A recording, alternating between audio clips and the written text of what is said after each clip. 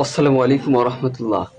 আজকে আমরা জেনে নেব মাধ্যমিক সম্পর্কে কিছু গুরুত্বপূর্ণ প্রশ্ন উত্তর, যেগুলো 2027-এর জন্য অত্যন্ত প্রয়োজনমূলক।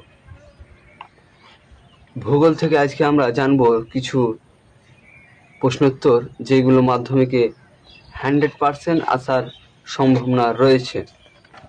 তার মধ্যে চলুন জেনে নিই। প্রথম নম্বর কোশ্চেন, ভারতের উত্তরতম বিন্দুর নাম কি? সঠিক উত্তরটি হলো ইন্দ্রাকল। ভারতের দক্ষিণতম বিন্দুর নাম কি? সঠিক উত্তর হচ্ছে ইন্দিরা পয়েন্ট। বা এই কোশ্চেনটা আবার ঘুরিয়ে আসতে পারে যে ভারতের দক্ষিণতম বিন্দু ইন্দিরা পয়েন্টের অপর নাম কি? তো এটা উত্তর হবে পিগম্যানিয়ন পয়েন্ট।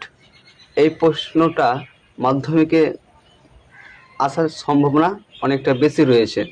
তারপরে ভারতের পূর্বতম স্থানটি হলো বা বিন্দু হলো কিবিথু।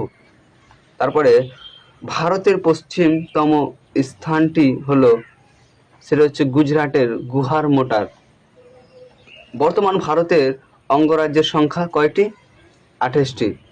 এটাও কিন্তু 2023-এ মাধ্যমিকে এসেছিল। তারপরে অন্ধ্রপ্রদেশের পূর্ব দিকে কি অবস্থিত, মানে কি রয়েছে সেটা জিজ্ঞেস করবে, সেটা হচ্ছে বঙ্গোপসাগর। তারপরে ভারতের ক্ষুদ্রতম অঙ্গরাজ্যটি হলো গোয়া। এই কোশ্চেনগুলো যদি আপনারা দেখে যান তাহলে আসবে এগুলো। তারপরে কোন রাজ্য ভেঙে তেলেঙ্গানা রাজ্যের সৃষ্টি হয়? সঠিক উত্তর হচ্ছে অন্ধ্রপ্রদেশ। তারপরে ভারতের নবীনতম রাজ্যটি হলো তেলেঙ্গানা। এই কোশ্চেনটা 2027-এ কিন্তু এসছে। ভারতের মাঝখান দিয়ে কোন অক্ষরেখা বিস্তৃত হয়েছে?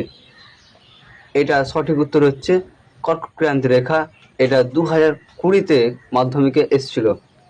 ভারত ও পাকিস্তানের সীমানা নির্দেশ করে কোন লাইন? এটা হচ্ছে ল্যাক বা রেড ক্লিফ লাইন, ল্যাক। তারপরে ভারতের ক্ষুদ্রতম কেন্দ্রশাসিত অঞ্চলটি হলো, সঠিক উত্তর হচ্ছে লাক্ষাদ্বীপ।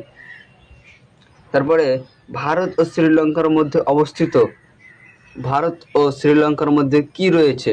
সে সঠিক উত্তর হচ্ছে পক প্রণালী। একটি প্রণালীর নাম, সেটা হচ্ছে পক প্রণালী। কেন্দ্রশাসিত অঞ্চল লাদাখকে পৃথক করা হয়েছে কোথা থেকে?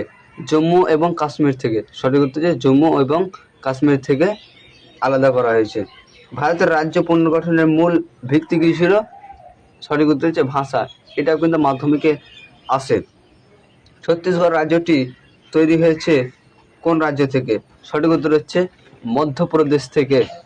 আজকের মতন এখানেই ভূগোলের প্রথম অধ্যায়ের যে গুরুত্বপূর্ণ প্রশ্ন উত্তর ছিল আজকে শেষ করলাম।